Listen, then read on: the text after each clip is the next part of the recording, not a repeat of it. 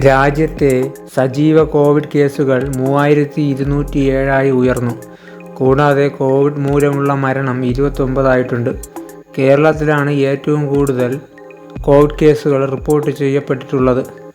1147 കേസുകളാണ് കേരളത്തിലുള്ളത്. രണ്ടാമത് മഹാരാഷ്ട്രയാണ്. മഹാരാഷ്ട്രയിൽ ഇപ്പോൾ 681 രോഗികളുണ്ട്. രാജ്യത്തെ സജീവ കേസുകളിൽ 60% 2 സംസ്ഥാനങ്ങളിൽ എന്നത് ശ്രദ്ധേയമാണ്.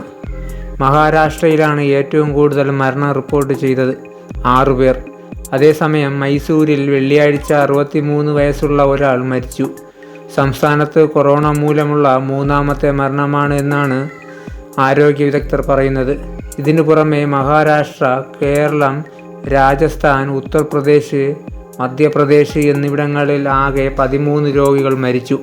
മെയ് 31-ന് ഡൽഹി, ഗുജറാത്ത്, പഞ്ചാബ്, തമിഴ്നാട് എന്നിവിടങ്ങളിൽ ഓരോ മരണം വീതം ആരോഗ്യവകുപ്പ് സ്ഥിരീകരിച്ചു.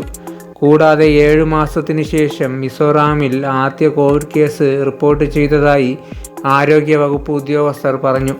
2 പേർക്ക് വൈറസ് ബാധ സ്ഥിരീകരിച്ചിട്ടുണ്ട്. സംസ്ഥാനത്ത് അവസാനമായി വൈറസ് ബാധ റിപ്പോർട്ട് ചെയ്തത് കഴിഞ്ഞ വർഷം ഒക്ടോബറിലാണ്. 20 സംസ്ഥാനങ്ങളിലായി 20 പേർ വൈറസ് ബാധിച്ച് മരണപ്പെട്ടിട്ടുണ്ട്. മഹാരാഷ്ട്രയിലും കർണാടകയിലുമാണ് ഏറ്റവും കൂടുതൽ മരണങ്ങൾ റിപ്പോർട്ട് ചെയ്തത്.